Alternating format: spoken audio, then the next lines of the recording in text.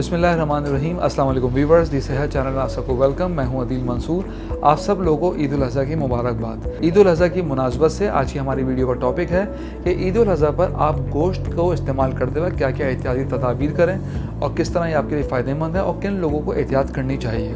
तो चलते अपनी वीडियो की जानिब। अगर आपने हमारे चैनल को सब्सक्राइब नहीं किया तो अभी सब्सक्राइब कर लीजिए और बेल आइकन को प्रेस कर दीजिए। व्यूअर्स, ईद उल अज़हा के मौके पर कुर्बानी का गोश्त लोग दिल खोल कर इस्तेमाल करते हैं और इसको फ्रीज भी करते हैं। सबकी यही कोशिश होती है कि फ्रीजर हुआ गोश्त जब भी यूज़ करें तो फ्रेश हो और उसको इस्तेमाल करने में मज़ा भी आए। लेकिन इसकी एक छोटी सी टिप है, आप इसको हमेशा एल्यूमिनियम फॉइल में रखकर महफूज करें। इसके अलावा गोश्त को फ्राई करके, भून कर या हाफ डन करके आप प्रिजर्व कर सकते हैं। दूसरी सूरत में कबाब की शक्ल में भी गोश्त महफूज किया जाता है। कुछ लोग गोश्त को सुखाकर भी इस्तेमाल करते हैं और पकने के बाद इसका जायका बहुत अच्छा हो जाता है। व्यूअर्स, अगर गोश्त की न्यूट्रिशनल वैल्यू की बात करें तो 4 औंस बड़े के गोश्त में यानी बीफ में 287 कैलोरीज होती हैं, protein 19 gram, fat 23 gram, carbohydrate 0 gram, vitamin B12 101%, zinc 43% daily value का, सेलेनियम 31% होता है डेली वैल्यू का, नाइसिन 30% और आयरन 12% पाया जाता है। व्यूअर्स, बाज लोग ऊंट, गाय, बकरा, दुम्बे की कुर्बानी करते हैं। गोश्त के बेशुमार फवायद हैं, लेकिन इसके इस्तेमाल एतदाल में करें। गोश्त लाल हो या सफ़ेद यानी चिकन का, ये प्रोटीन और विटामिन से भरपूर होता है। बकरे के गोश्त को कम मसाले की मिकदार में अगर पकाएं तो मरीज को फायदा और ताकत मिलती है। ऊंट के गोश्त की बात करें तो ये खाने में नमकीन होता है। हाई ब्लड प्रेशर के मरीज जब इसका इस्तेमाल करें तो एडिशनल सॉल्ट इस्तेमाल ना करें।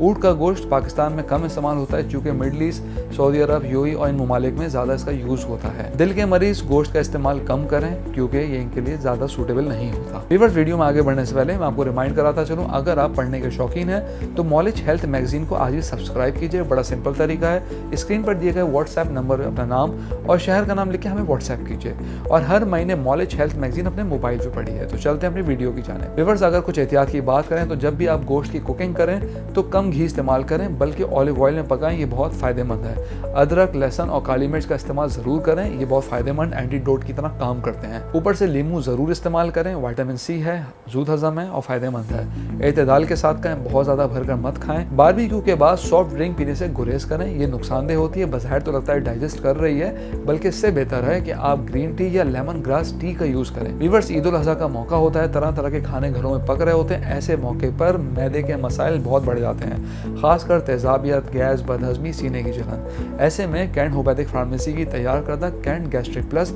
बहुत मुफीद और बेहतरीन रिजल्ट देती है। ये टैबलेट और सिरप दोनों में दस्तियाब है।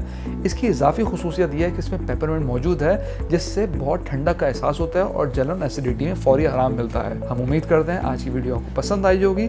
कमेंट बॉक्स में राय ज़रूर आगाह कीजिएगा। आप सबको ईद मुबारक और अल्लाह हाफ़िज़।